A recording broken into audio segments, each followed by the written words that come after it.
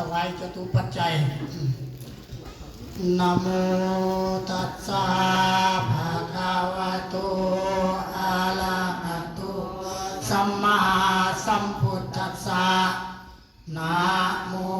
ตัสสะภะคะวะโตอะระหะโตสัมมาสัมพุทธัสสะนะโมตัสสะภะคะวะโตอะระหะโตสัมมาสัมพุทธัสสะอิมานิมยังพันจตุปัจจยานิอิมานิมยังพันเตจตุปัจจยานิสัพพะริวารานิภิกขุสังคัสสะอุโนชยามะสาธุโนพันเตภิกขุสังโฆอิมานิจตุปัจจยานิปฏิคันหาตุอัมหากังทีฆลตังอิตายะสุขายะข้าแต่ท่านพระสงฆ์ผู้เจริญข้าพระเจ้าทั้งหลาย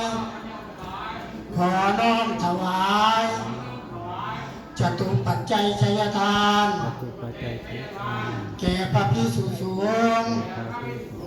ขอพระภิกษุสงฆ์จงรับจตุปัจจัยชัยทานของข้าพระเจ้าทั้งหลายเพื่อประโยชน์เพื่อความสุข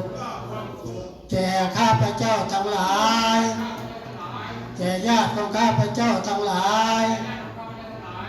ตลอดกาลและนานเทอญสาธุต้นดอกเงินน้องว่านับประเสริฐคงด้วยบัตรผู้ใดที่ได้หน่อยได้ไรจำได้ต้นใดก็ได้ประท่าน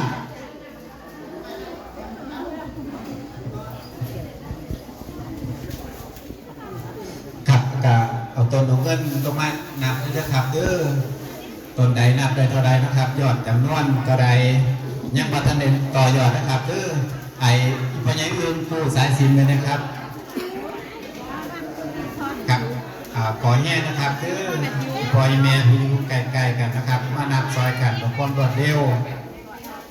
กับลูกกับหลานนะครับเพราะว่าบางคนก็อาจจะเดินทางมาแล้วยังพัฒนาพบปะสังสรรค์กับลูกกับเต่ากับคนในครอบครัวนะครับคนก็อาจจะพาลูกพาหลานไปเที่ยวนั่นที่ปีหนนะครับจะมีโอกาสอยู่กับครอบครัวคนก็อยากอยู่กับครอบครัวให้โดดๆนานๆที่สุดดังนั้นแล้วมันมีโอกาสได้มาทำบุญนะครับกับครอบครัวทางวัดกับพวกจะผมมียังหลายนะครับหลังจากที่ถวายต้นดอกเงินไปแล้วนะครับก็ขอเรียนประชาสัมพันธ์อีกครั้งหนึ่งนะครับวันที่15นะครับเป็นวันครอบครัวก็ขอกราบเชิญพี่น้องนะครับที่มีนะครับอัฐิหรือว่ากระดูกวงศาคณะญาติคุณพ่อคุณแม่บรรพบุรุษที่ได้มานะครับทางวัดหรือว่าจะเป็นวัดป่าวัดบ้านนะครับกับวัดป่าของเฮากับกำหนดเป็นมือวันที่15นะครับเป็นมือวันร่วมในการประกอบพิธีนะครับเสริมกระดูกนะครับเสริมอาทิของบรรพบุรุษของเฮานะครับผู้ใดสะดวกเวลาใดนะครับก็คงจะเริ่มตั้งแต่หลังจากฉันจังหันเศร้าแล้วนะครับก็คงจะเริ่มเลยถ้าเป็นไปได้นะครับเท่ากับอยากจะให้ร่วมกันมาเลยนะครับครั้งเดียวนะครับเพื่อบางที่นะครับบางทางพระพุทธเจ้าอาจจะติดจิตพิมพ์อาจจะสะดวกนะครับแต่บางรูปนะครับก็สะดวกนะครับดังนั้นแล้วเอาความสะดวกสบายของพี่ของน้องเฮานะครับแล้วก็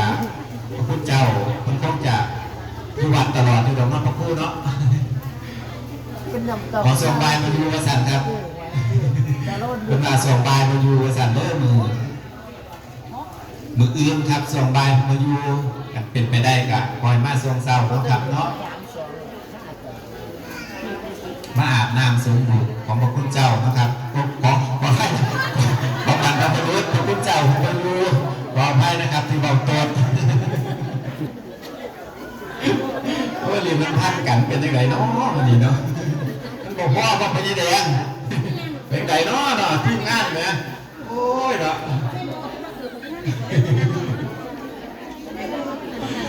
ตายแล้วทีมงานสักแก่นะนี่แหละครับถ้าขาดทุกนี้ไปเนี่ยอยู่ยากได้เพราะว่างานบุญงานบ่อนงานเผาศพ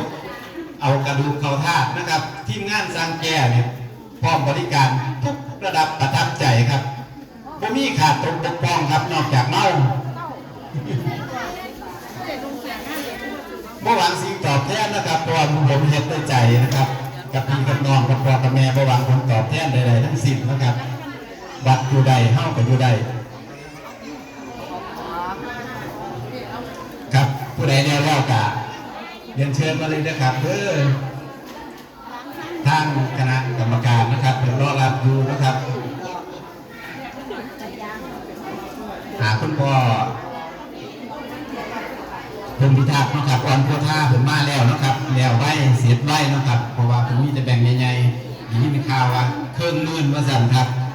คุณพ่อพิทักษ์ขนาดเราแทบครอบครัวคนนั้นเองครับว่าท่านมีพี่มีน้องเข่ามาจักหน่อยได้ดิเอาตั้งแต่ครอบครัวแขนเรียกว่าสั่นคุณพ่อผมพิทักษ์ว่านะครับประกาศตุ่มกำลังเดินทางมานี่กับครอบครัวคงจะเป็นครอบครัวคุณพ่อยุทธพงศ์ท้องพูนะครับ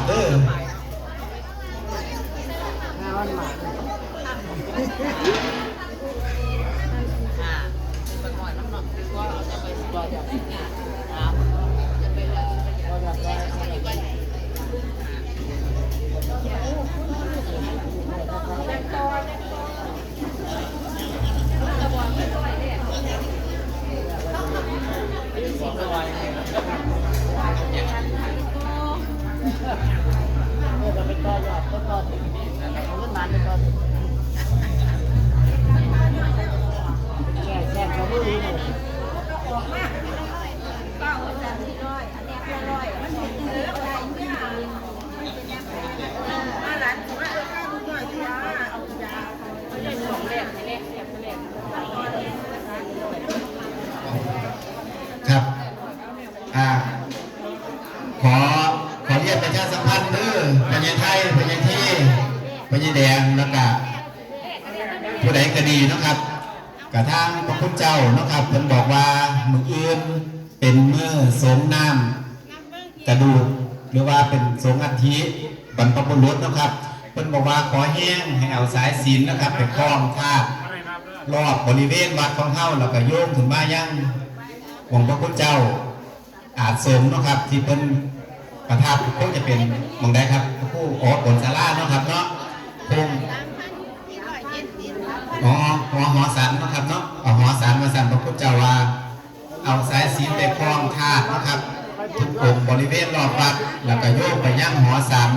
เพิ่นจะได้ทำพิธีทางเดียวนะครับหรือพ่อแม่พี่น้องท่านใดสะดวกนะครับที่จะเอาอัฐิบรรพบุรุษมาสวมกะไปเอามาได้นะครับแล้วก็ไปร่วมกันยุติตรงหอสันนะครับหลังจากสันจังหันแล้วนะครับมื้อเช้าวันที่15ถือเป็นวันครอบครัวเพราะว่าตอนบ่ายพระพุทธเจ้าอาจจะติดภารกิจติดกิจนิมนต์นะครับอาจจะไม่ได้อยู่ดังนั้นแล้วกับขอกราบเป็นเชิญพี่น้องนะครับทุกคนนะครับหรือผู้ใดก็สะดวกมืออื่นตอนเช้านะครับกับคงจะเป็นวันที่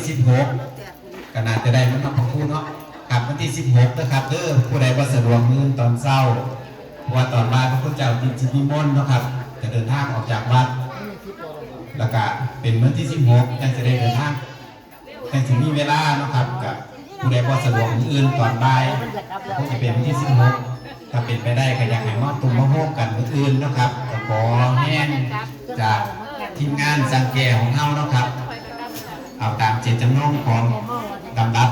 ของพระพุทธเจ้าคนมาให้คล้องสาย ศีลบริเวณรอบ